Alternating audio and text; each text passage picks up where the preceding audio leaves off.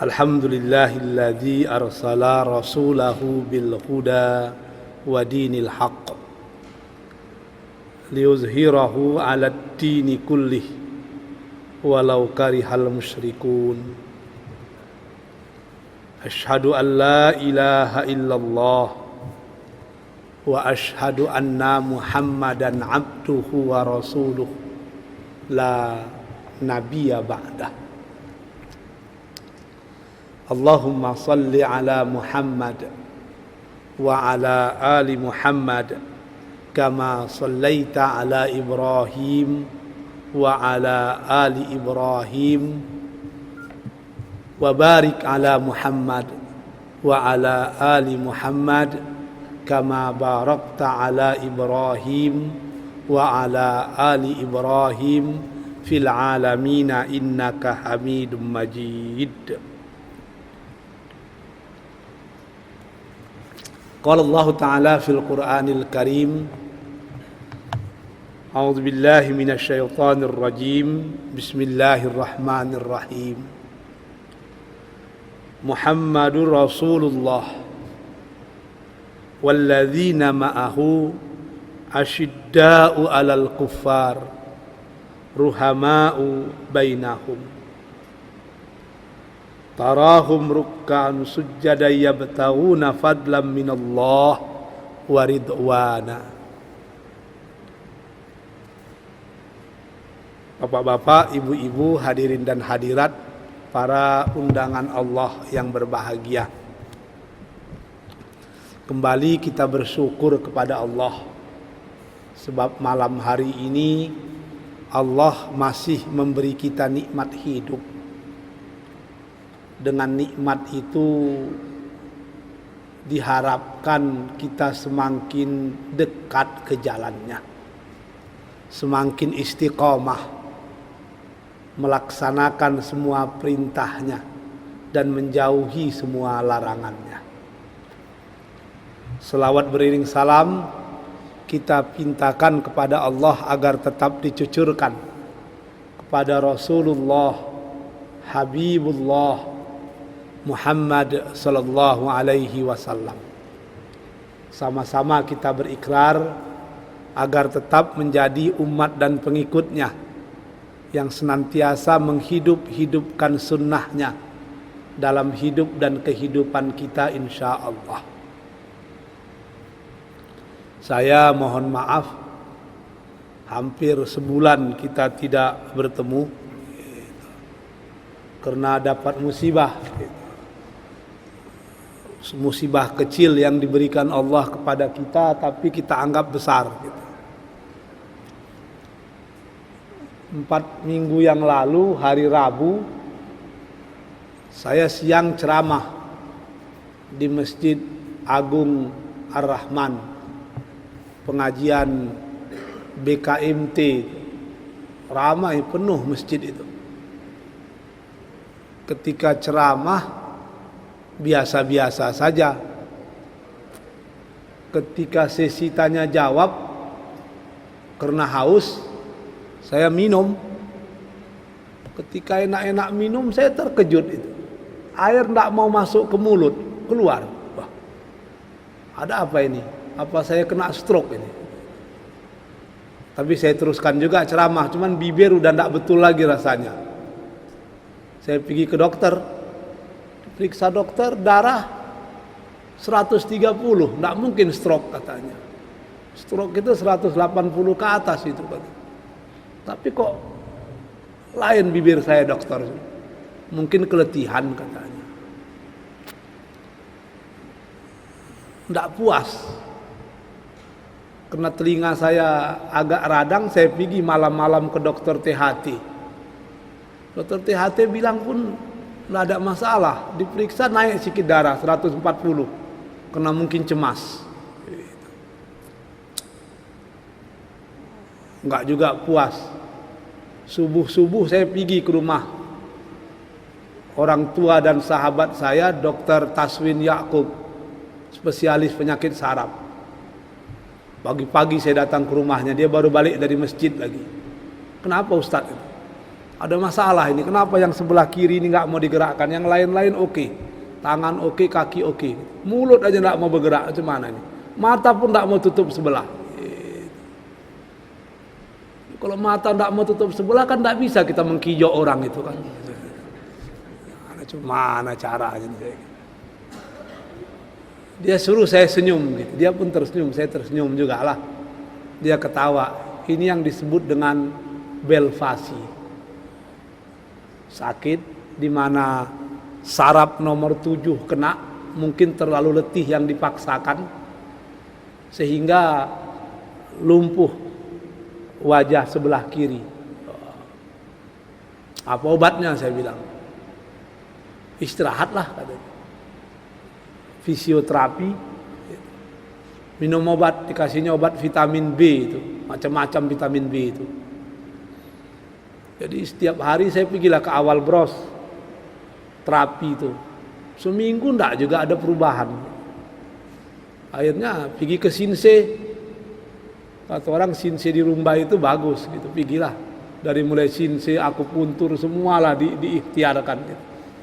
Berobat dengan Sinse itu lain pula caranya. Ditamparnya muka kita, memang minta ampun.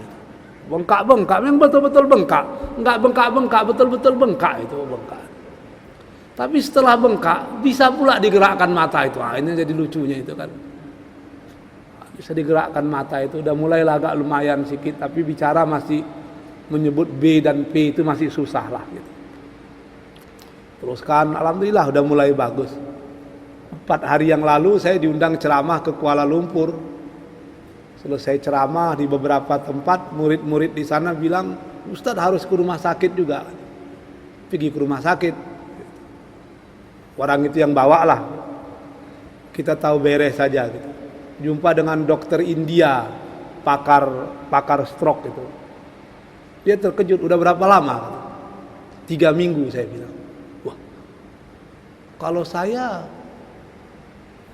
4 minggu atau 1 bulan, paling 2 atau 3 bulan baru bisa seperti ini katanya. Di mana berobat? Saya bilang dengan Sinse. Cara ngobatnya macam mana? Diurut sama ditampar-tampar, saya bilang. Oh, lu terkejut dokter itu. Bisa sehat, bisa. Kalau menurut ilmu saya ini udah hampir 90% bagusnya ini. Tapi dikasihnya juga obat untuk makan selama 1 bulan. Rupanya kadang-kadang Sinse ini lebih hebat pula pada dokter pula jadi caranya. Cara-cara. Jadi ya itu yang membuat kita cuti belajar dengan saya, tapi dengan yang lain-lain tentu ada penggantinya. Gitu. Mudah-mudahan dari hari ke hari bisa lebih baik lah. Bapak-bapak dan ibu-ibu para undangan Allah yang berbahagia, saya pun lupa tadi ini udah sampai mana kita ngaji ini. Gitu. Saya tanya dengan panitia pun juga lupa. Gitu. Kita teruskan aja lah. Gitu. Kita lanjutkan pengajian kita tentang penyakit hati yang ke-15. Gitu. Sengaja saya pilih 15, artinya kita anggap setengah. Dia 30. Karena udah 15, berarti minggu depan kita udah bisa mid semester. Penyakit hati yang ke-15, al-ghadab. Marah. Pemarah itu penyakit hati. Penyakit hati. Apa itu marah? Marah itu reaksi alami dalam diri manusia untuk membela diri. Gitu. Kalau kita dihina orang, marah enggak kita itu? Marah itu. Itu enggak perlu kita berpikir mau marah, itu marah sendiri itu. Itu reaksi alami. Gitu. Diejek orang kita, marah kita itu. Gitu. Apalagi kalau diejek orang agama kita. Wah, itu yang paling berat marahnya itu. Kalau ada orang diejek dirinya dia sabar, bagus. Diejek keluarganya dia bisa sabar, bagus itu. Tapi kalau diejek orang agamanya dia sabar, itu dayus itu. Perlu dikupak kepalanya itu. Ada nggak iman lagi di otak itu? Atau dikupak hatinya? Ada nggak iman atau ghirah dalam jiwanya itu? Maka saya pernah mengulang-ulang itu. Hamka bilang, kalau iman kita, kalau agama kita diejek orang, kita masih diam, sebaiknya kita ganti aja lah pakaian itu dengan kain kapan lagi. Saya teringat waktu saya masih muda, walaupun sekarang masih muda juga gitu kan. Waktu muda dulu masih sekolah di Tawalib Padang Panjang gitu. Umur tahun 84, umur 14 tahun lah baru, 14-15 tahun. Datang orang tua ke sekolah kami. Saya pun tidak kenal orang tua itu. Tapi semua orang hormat dengan dia. Orang Bukit Tinggi tahulah. Namanya Datuk Palimokayu. Pernah jadi ketua MUI Sumbar. Sebelumnya jadi duta besar Indonesia untuk Irak. Orang hebat itu. Rupanya dia ketua Yayasan Tawalib. Begitu dia datang orang hormat semua karena dia orang besar. Azwar Anas luar biasa takut dengan dia itu. Jadi kami dikumpulkan semua. Masih muda-muda, masih kecil-kecil, umur 14 tahun apa yang kita tahu. Jadi dia berpantun. Pantunnya itu bagus, tapi saya dulu tidak paham. Makin tua baru makin paham. Kata Datuk Palimokayu itu,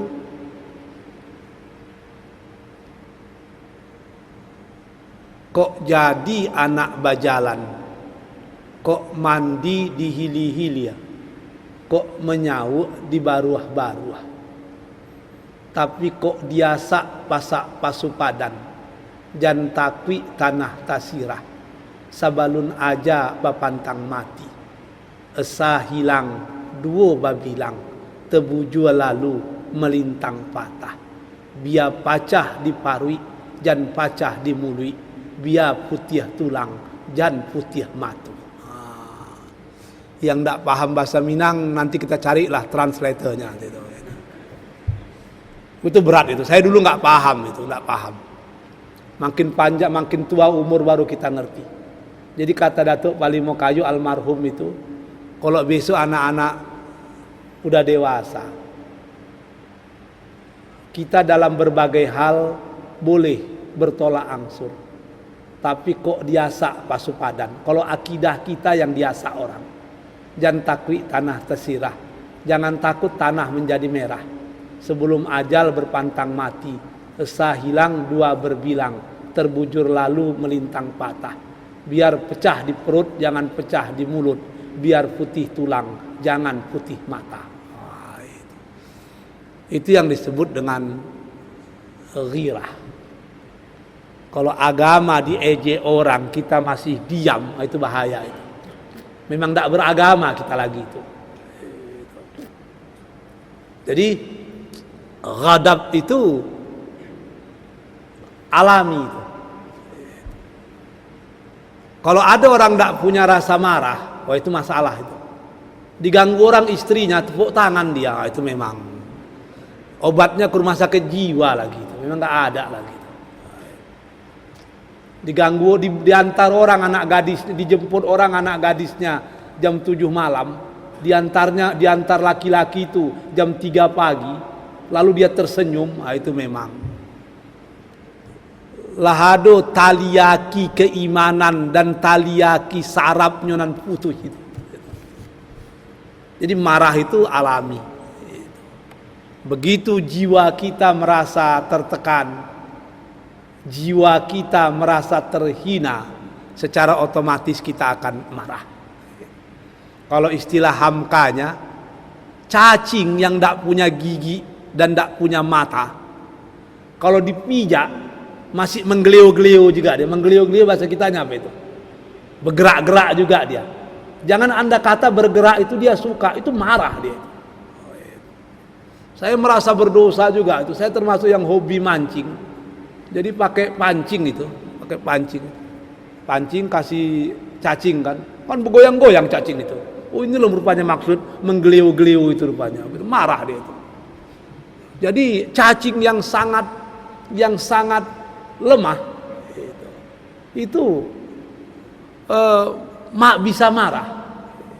Tidak punya gigi cacing itu dan tidak punya mata. Saya pikir-pikir kenapalah Allah Subhanahu wa taala memberi mata kepada semua binatang terkecuali cacing. Kenapa itu? Saya pikir-pikir apalah masalahnya ini. Oh baru saya tahu. Cacing itu hidupnya di mana? Dalam tanah. Kalau dia punya mata, kan setiap hari matanya kemasukan pasir itu kan. Untung dia nggak punya mata itu. Begitulah kuasa Allah Subhanahu wa taala itu memang Rabbana ma khalaqta hadza batilan subhanaka faqina azabannar. Gitu. Bicara masalah mancing, masalah menjala, saya hobi menjala. Jadi waktu saya sakit, datanglah jemaah-jemaah ke rumah. Ada yang kadang-kadang datang itu bikin kita stres itu. Ada yang bilang Ustadz masih hobi menjala ya. Mungkin penyebab penyebab penyakit Ustadz ini, waktu Ustadz menjala tersapu Ustadz enggak majang. Nah, saya bingung juga itu. Ada yang bilang yang lebih lucu lagi ditampar setan pula ini.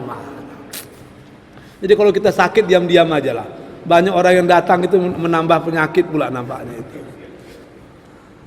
Jadi dalam Islam khususnya dalam tahzibul akhlak, marah itu terbagi 3. Ada marah yang baik, ada marah yang tidak baik.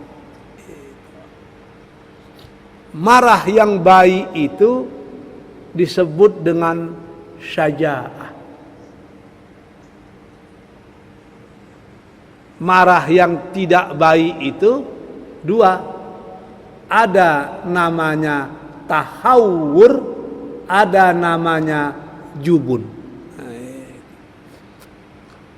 Apa itu tahawur?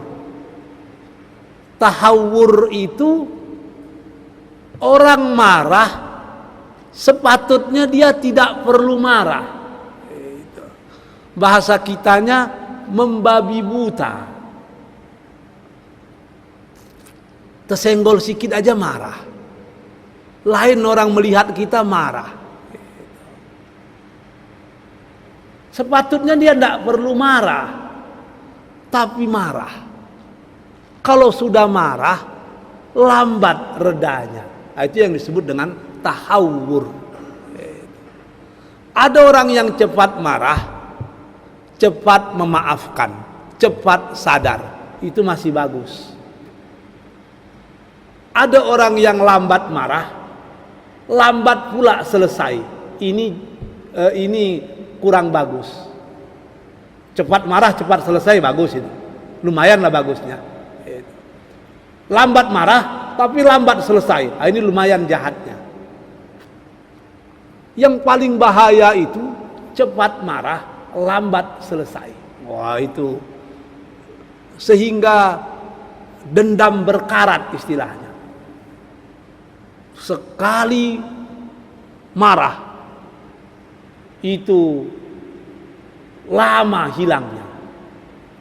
Kalau istilah orang kita ini marahnya orang Aceh. Saya sering mengulang-ulang itu dulu. Setiap ceramah saya sering ulang-ulang itu. Tipologi manusia ini kan bisa ditentukan berdasarkan makanannya. Saya sering mengulang-ulang itu. Kita tahu sifat asli tiap-tiap suku kadang-kadang melalui makanannya. Orang Batak, ada orang Batak sini. Orang Batak itu makan kesukaannya apa itu? Daun ubi tumbuh. Tapi sekarang daun ubi tumbuh udah langka. Sebab lebih banyak daun ubi blender sekarang. Daun ubi tumbuh itu. Tumbuh halus-halus, kasih kincung tumbuh, kasih rimbang tumbuh. Udah betul-betul halus, dimasukkan kuali, dikasih santan, dimasak. Begitu masak, dimatikan kompor, dimakan. Agak dingin dimakan. Sifat orang Batak macam daun ubi tumbuh. Kalau dimakan malam, bagaimana bentuk masuk, besok pagi begitulah bentuk keluar. Orang Batak begitu. Apa yang di dalam itu yang di luar. Orang Batak tidak pandai berdendam. BTL, Batak tembak langsung. Orang Batak gitu. Jadi orang Batak itu gentleman sesungguhnya. Nggak pandai berdendam itu. Terasa ungkapkan. Memang pedih, tapi tidak menyimpan. Kalau ada orang Batak yang pendendam, itu orang Batak yang sudah kehilangan kebataannya itu. Orang Batak nggak pandai berdendam itu. Berbeda dengan orang Aceh. Nah, ini orang Aceh. Makanan kesukaan orang Aceh itu kunyit. Menggulai pakai kunyit. Buat kari banyak kunyitnya. Bikin sambal pun pakai kunyit itu. Ibu-ibu tahu lah itu. Kunyit itu kalau kena ke tangan, warna tangan jadi apa? Kuning. Lama atau cepat hilangnya? Lama. Itulah sifat orang Aceh, pendendam macam kunyit itu. Pendendam. Sekali tersinggung seumur hidup tidak lupa itu. Orang Aceh bukan tidak baik-baik, tapi jangan coba-coba singgung. Beda dengan orang Batak. Begitu kita singgung dia marah. Kita bawa minum kopi, selesai itu. Tak ada dendam di belakang. Makan mempengaruhi. Orang Minang, apa makanan kesukaan orang Minang? Randang. Inti dari randang itu dagiang. Dagiang seketek. Maka itu ditambah dengan kantang. Kadang ditambah dengan ubi. Waktu saya di Tawalib, orang-orang daerah Batu Sangkar itu kadang-kadang ditambah dengan kacang. Macam-macam itu. Jadi intinya daging itu sedikit. Ditambah dengan kentang, ubi, macam-macam. Yang tidak boleh kurang apa? Bumbunya. Kalau bikin rendang kurang bumbu, tidak jadi rendang dia. Makanya kalau kita dulu sekolah dibikin rendang, habis daging, dengan bumbunya pun enak makan itu. Bumbu enak. Jadi intinya daging seketek, bumbu banyak. Sifat orang Minang begitu. Kok mengecek, intinya seketek, bumbu tidak tanggung banyaknya itu. Iya. Kalau datang kawan awak kan sama-sama orang Minang, ba'a kabah, ba'a kemenakan, ba'a galeh, ba'a itu, ba'a iko. Lah 30 mini berbumbu-bumbu baru keluar intinan sabananya. Tolong salangkan den piti. Nah, itu mempengaruhi. Orang Melayu, ada orang Melayu sini. Orang Melayu itu makanan kesukaannya apa? Ulam. Saya kalau ceramah ke Siak, restoran Melayu ada ulam. Ke Bengkalis ulam, sayur-sayuran, kadang-kadang timun, kadang ulam lah gitu. Sayurnya itu tidak boleh terlalu tua, tapi jangan terlalu muda. Kalau tua tidak bisa digigit, tapi kalau muda belum ada rasanya, sedang-sedang saja. Itulah sifat kita orang Melayu, sedang-sedang saja. Disuruh memimpin tidak jadi itu, tapi kalau orang luar memimpin ngamuk di belakang itu, gitu sifatnya itu. Orang Jawa, ada orang Jawa sini. Apa makanan kesukaan orang Jawa? Gula. Orang Jawa itu masak apapun pakai gula itu. Gunanya untuk memaniskan. Itulah sifat asli orang Jawa, pandai bermanis muka. Semarah apa dia dengan kita, kalau jumpa face to face, pripun kabare Kang? Api waras pangestu.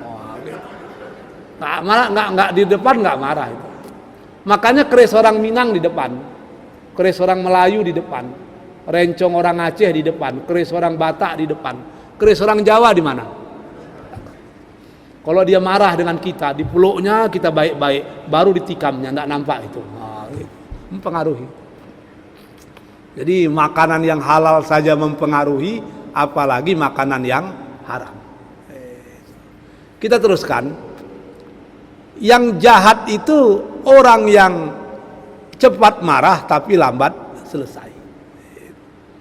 Ini yang disebut dengan tahawur, membabi buta marahnya. Itu dilarang itu. Marah harus rasional. Ada lagi kalau tahawur itu over. Ada yang less, kurang. Ini yang disebut dengan al-jubnu, penakut. Penakut. Tidak punya syiri, tidak punya ghirah. Dipijak-pijak orang kehormatannya, dia tidak marah. Ini jubun ini. Dieje orang agamanya, dia diam. Ini jubun ini.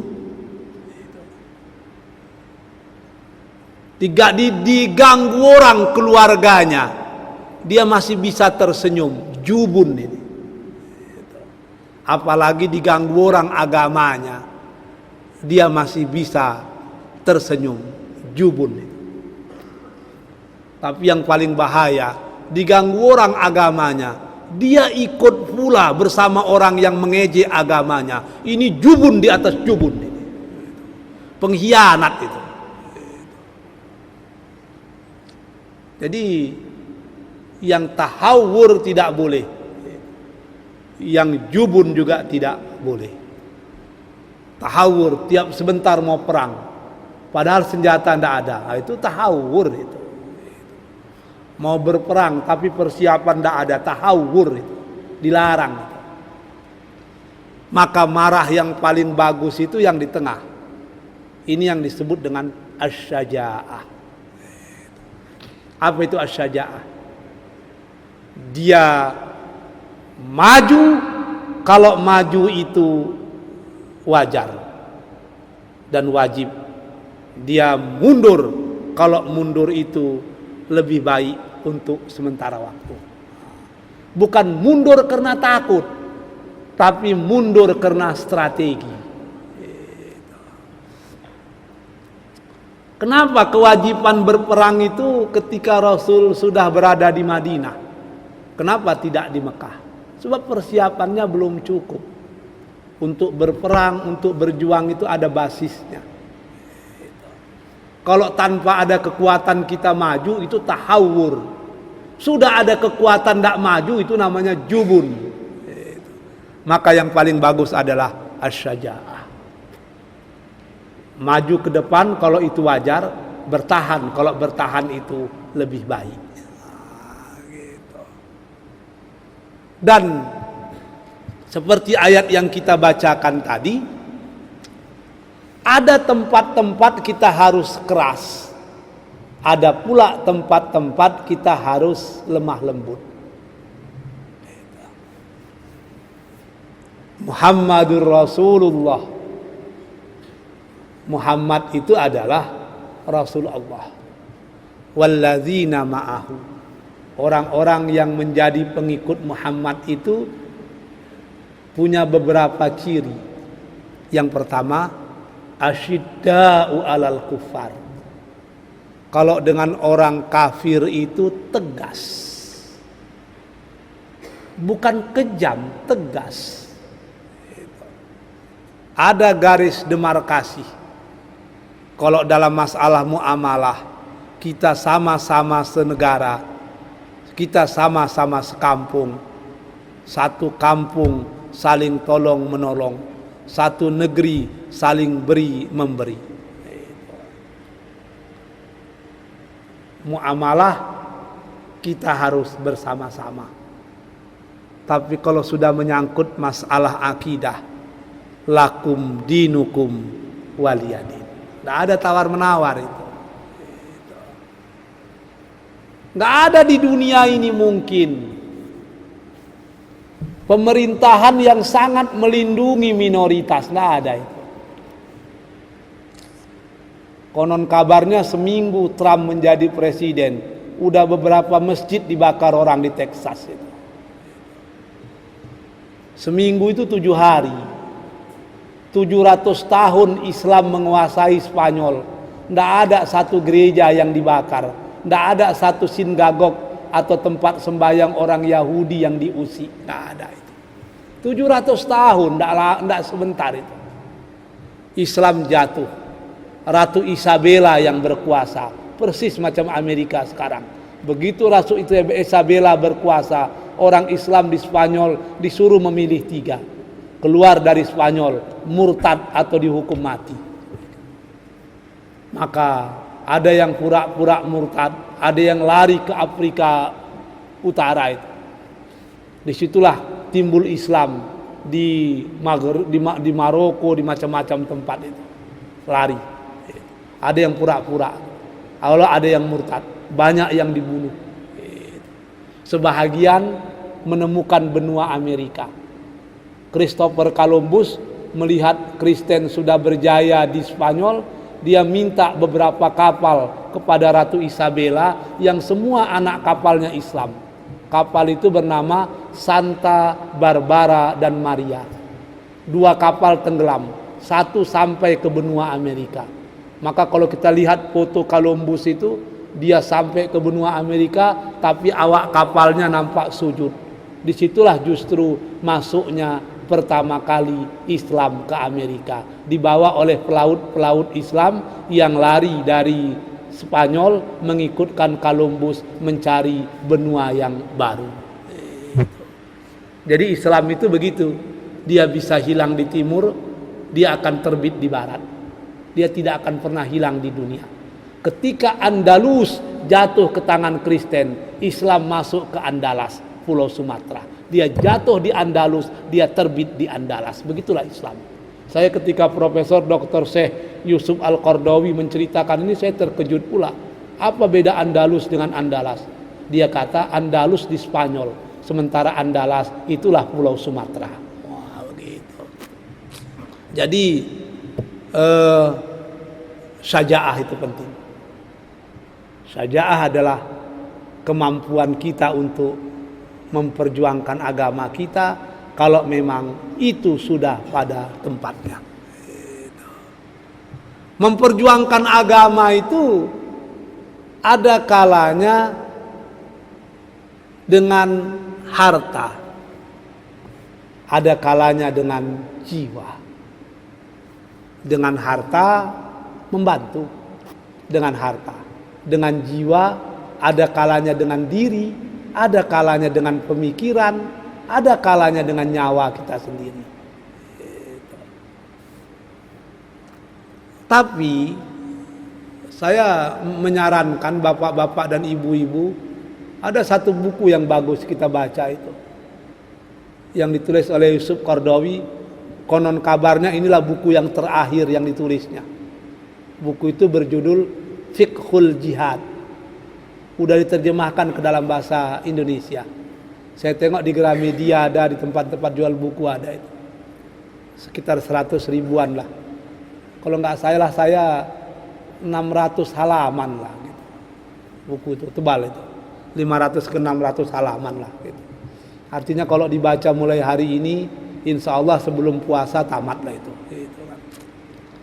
Di buku itu dia banyak berbicara tentang jihad. Tapi yang menarik, jihad yang sangat penting pada kita sekarang ini justru ada beberapa hal. Yang pertama jihad ekonomi. Sebab ekonomi kita dijajah. Kalau kita mau betul-betul menjadi tuan di negeri sendiri, kita harus menguasai ekonomi. Jihad ekonomi. Yang kedua katanya jihad ilmu pengetahuan. Ilmu sekarang bukan di tangan kita. Maka kita harus betul-betul bersungguh-sungguh agar ilmu itu bisa kembali ke pangkuan Islam. Orang Jepang itu maju, tapi sekarang mulai disaingi oleh Korea. Kalau bapak-bapak tidak percaya, mungkin saya lah lagi yang pakai Nokia ini. Ini pun tak ada berapa puluh tahun nama saya ini. Rata-rata orang pakai apa sekarang? Samsung. Kalau dihitung di masjid ini ibu-ibu bapak-bapak itu mayoritas pakai Samsung itu. Ada juga yang pakai yang di bawah-bawah itulah. Itu bukan karena nggak mau beli Samsung, karena kemampuan duit aja nggak cukup itu. Samsung itu, LG macam-macam itu. Bagaimana Korea bisa menahan penguasaan teknologi yang selama ini dikuasai oleh Jepang? Banyak cara yang mereka lakukan. Di antaranya mereka bekerja lebih keras dari orang Jepang. Konon kabarnya orang Jepang itu mulai bekerja jam 7. Orang Korea mulai bekerja jam 6. Wah, gitu. Harus dimulai begitu. untuk meninggal ketertinggalan harus bekerja ekstra keras. Sebetulnya orang Islam udah betul. Kita mulai bekerja siap subuh jam 5. Kalau kita betul-betul bekerja jam 5 itu kita lebih hebat dari Korea dan bisa lebih hebat dari Jepang. Tapi itu kadang-kadang yang tidak kita lakukan. Jadi Qardawi itu menceritakan ya jihad ekonomi, jihad al-iqtisadi, jihad ulum atau ilmu itu penting.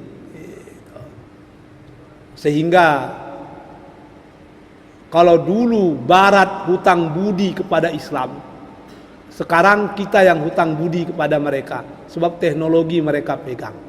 Maka kita harus membangkitkan batang terandam, mengembalikan pinang ke tangkai, mengembalikan pinang ke tampuknya, sirih ke tangkainya. Kita harus bekerja sekuat tenaga agar ilmu pengetahuan itu kembali ke pangkuan umat Islam. Jadi bapak-bapak dan ibu-ibu yang dicintai Allah, marah itu terbagi 3, 2 ditolak. Tahawur, membabi buta, ditolak. Al-jubun, penakut tidak punya marah pun ditolak. Marah yang baik itu adalah as-syaja'ah. Dia maju kalau wajar maju, dia mundur kalau wajar mundur, dia bertahan kalau itu lebih baik. Bukan karena takut, tapi karena ingin menyusun strategi. Akan tetapi ghadab atau marah yang tidak ada kemanfaatannya itu termasuk merupakan bahagian dari penyakit jiwa. Orang pemarah itu merupakan orang yang dikuasai oleh hawa nafsunya. Begitu dikuasai oleh hawa nafsu, maka sesungguhnya dia sedang terkena penyakit. Itulah penyakit jiwa. Insya Allah bagaimana cara mengobatnya akan kita bicarakan pada minggu yang akan datang, kalau sehat dan kalau kita semua panjang umur. Sebelum saya tutup, kalau ada di antara bapak-bapak dan ibu-ibu yang ingin bertanya, saya persilahkan dengan segala hormat.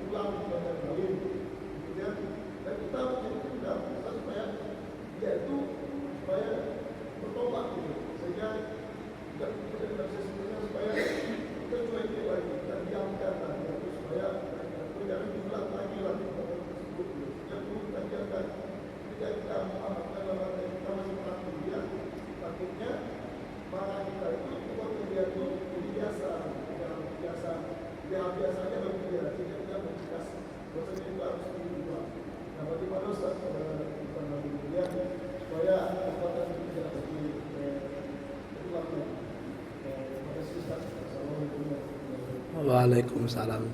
Mungkin saya jawab secara umum lah gitu.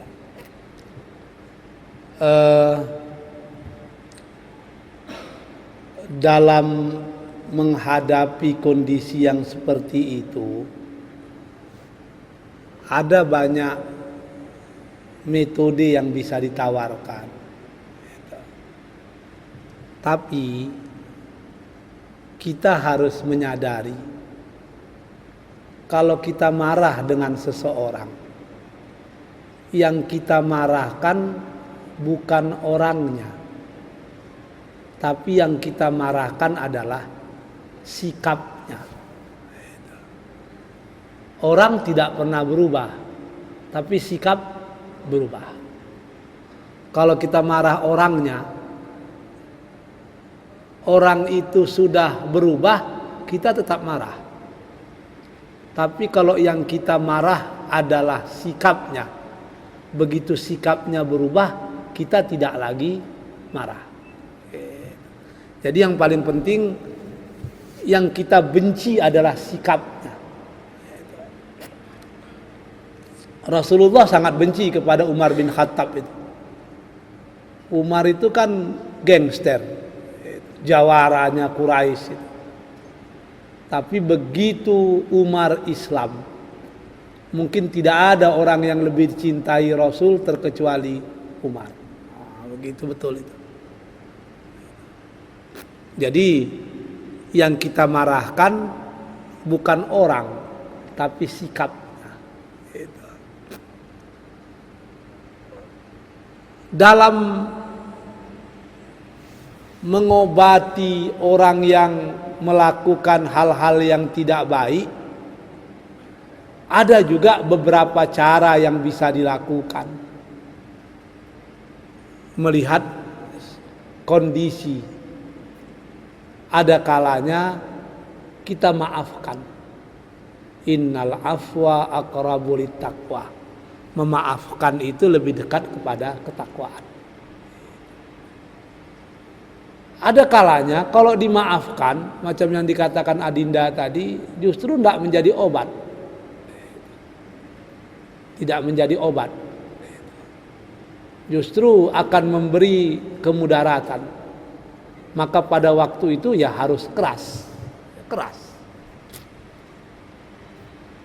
Bahkan konon kabarnya ada riwayat yang menyatakan sombong, al-kibru, sombong, kepada orang yang sombong itu sadaqatun, sedekah.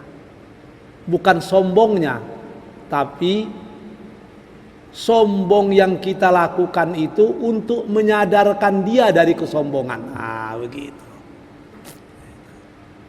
Maka Rasul pernah mengajak orang Islam dengan lemah lembut, pernah enggak? Pernah. Pernah enggak Rasul mengajak orang Islam dengan dialog? Pernah. Dengan berdebat? Pernah. Dengan bersilat? Pernah enggak? Pernah. Ada seorang ahli gulat Quraisy, ahli karate Quraisy mau masuk Islam, kalau Rasul mampu mengalahkan dia. Oh, Rasul oke. Bersilat. Belum beberapa langkah terjilafah orang tadi. Akhirnya dia masuk Islam. Maka kita ini orang Islam ini harus pandai bela diri. Disuruh memanah, naik kuda, main pedang, agar ada self defense. Penjagaan diri itu ada. Sedangkan pendeta wajib pandai karate kok. Apalagi kita gitu kan. Belajarlah. Jangan pula belajar silat maila jonan kana ya, enggak mungkin itu. Maila tapi jonan kana ya, enggak mungkin itu. Jadi ada kalanya Rasul itu ya kalau memang harus berdakwah di atas gelanggang ya gelanggang. Kalau berdakwah di atas mimbar, mimbar. Kalau berdakwah di depan seminar ya seminar gitu. Jadi ada tempat-tempatnya. Jadi kalau memang memaafkan itu lebih baik, maafkan sajalah. Tapi kalau memaafkan itu tidak akan merubah, ya harus keras. Harus keras. Islam banyak memberikan alternatif-alternatif. Maka Rasul itu orang yang super cerdas. Dia berbicara berdasarkan kebutuhan si penanya. Ada orang yang mau berjihad, tapi Rasul tahu ibu bapaknya miskin dan sudah sangat tua. Dia kata, ya Rasulullah, ayyul amal afdal, apa amal yang paling bagus? Ini orang mau berperang ini. Kata Rasul, birrul walidain, yang paling bagus itu untukmu adalah berbuat baik kepada orang tua. Tapi ini mau perang, iya, tapi untuk engkau bagus jaga orang tuamu. Gitu. Ada lagi orang datang, badan sehat, semuanya oke, tanya, apa amalan yang paling afdal? Kata Rasul, jihadu fi sabilillah, berangkat jihad. Ada lagi yang datang, apa yang paling afdal Rasul gitu? Dia kaya tapi belum pernah pergi haji. Kata Rasul, hajjul mabrur, haji yang mabrur. Begitunya Rasul itu kadang-kadang pertanyaan sama tapi jawaban berbeda. Kenapa? Sikonnya berbeda. Ada lagi sahabat sama dengan Rasul. Ada seorang pemuda membawa pedang terhunus. Dia bertanya kepada sahabat itu, apa hukumnya membunuh orang? Kata sahabat tadi, neraka tempatnya, kekal selama-lamanya di sana. Orang tadi pun lembah lunglai pulang. Datang orang yang tidak berapa hari kemudian datang orang penuh darah. Dia bilang, apa hukumnya membunuh orang? Kata sahabat tadi, bertaubatlah kepada Allah, minta maaflah kepada keluarganya, atau kisoslah. Orang tanya, waktu yang kemarin bertanya pertanyaan sama tentang membunuh, kau katakan masuk neraka macam-macam. Yang ini justru kau katakan suruh taubat, nggak ada masuk neraka, nggak ada macam-macam. Kan aneh itu. Kata sahabat tadi, yang datang kemarin dia mau membunuh, maka aku katakan haram sehingga dia tidak jadi membunuh. Yang datang sekarang sudah membunuh. Kalau dibilang haram ya nggak ada guna juga, dia bisa bunuh diri atau dibunuhnya orang lain. Maka aku suruh dia bertaubat, meminta maaf kepada keluarganya, bayar diat. Kalau tidak ya kisos. Sehingga dia merasa lebih tenang. Perbedaan, pertanyaan sama, jawaban berbeda. Ali bin Abi Thalib begitu juga, ditanya orang, mana lebih bagus ilmu daripada harta? Satu orang bertanya, Ali bilang yang paling bagus itu ilmu. Kenapa?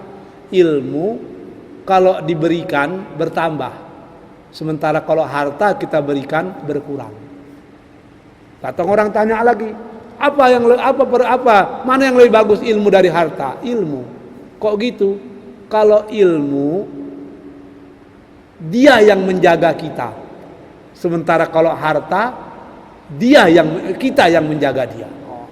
Sampai berpuluh kali orang menanyakan, berbeda-beda orang, tapi jawabannya berbeda.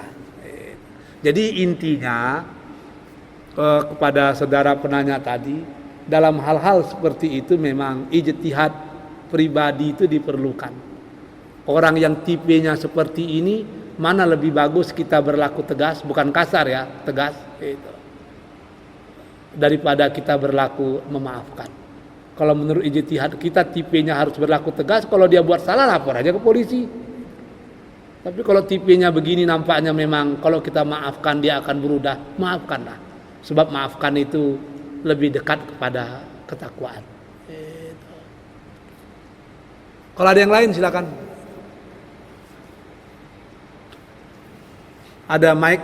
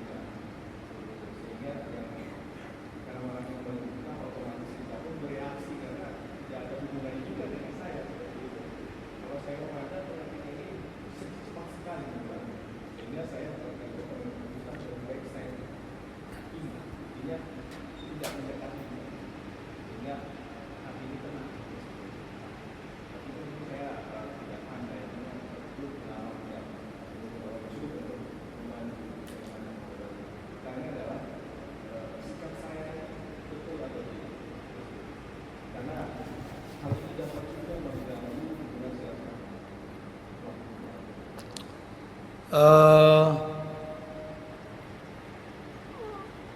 untuk level elementari mungkin betul lah kita menghindar supaya kita tidak terjebak dalam suasana seperti itu. Tapi untuk level selanjutnya tentu kurang betul. Sebab if we really love him, please advise him. Itu bahasa Pariaman kelas tinggi lah gitu. Kalau kita memang mencintainya, ya kita harus menasehatinya.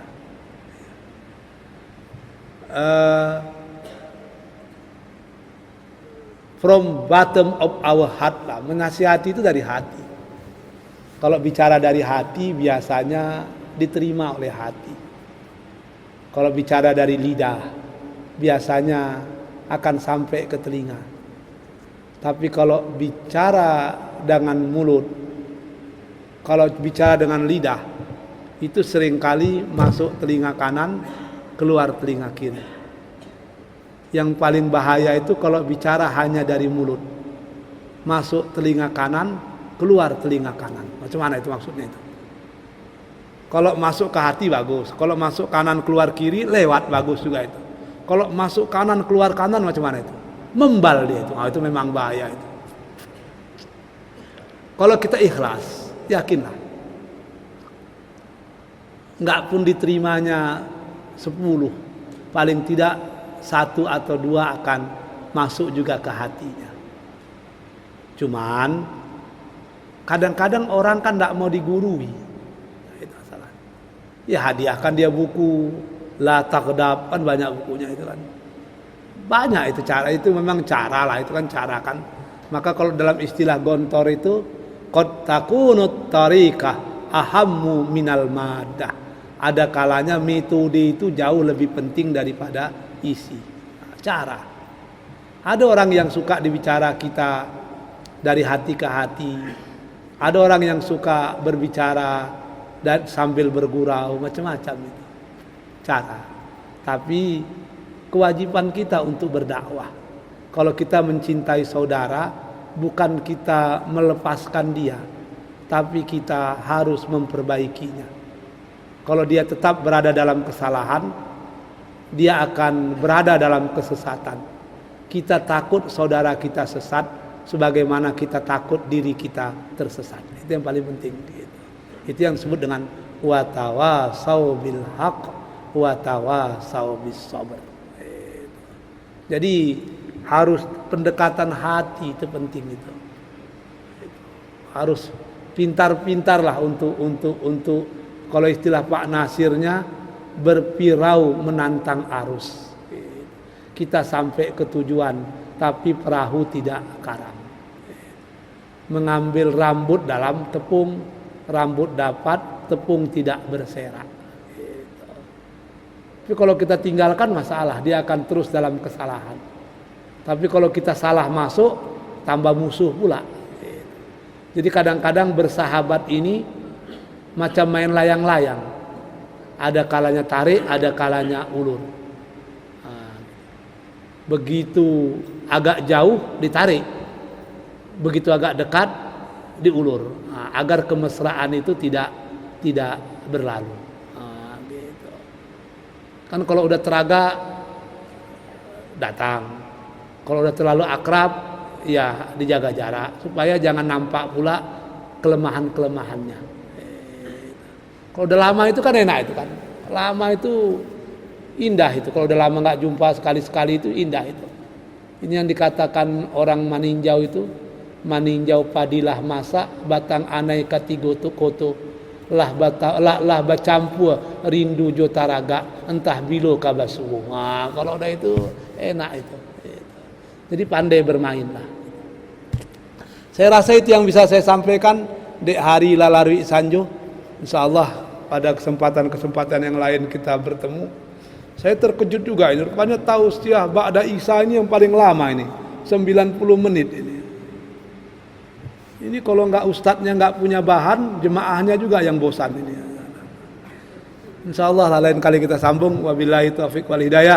Assalamualaikum warahmatullahi wabarakatuh.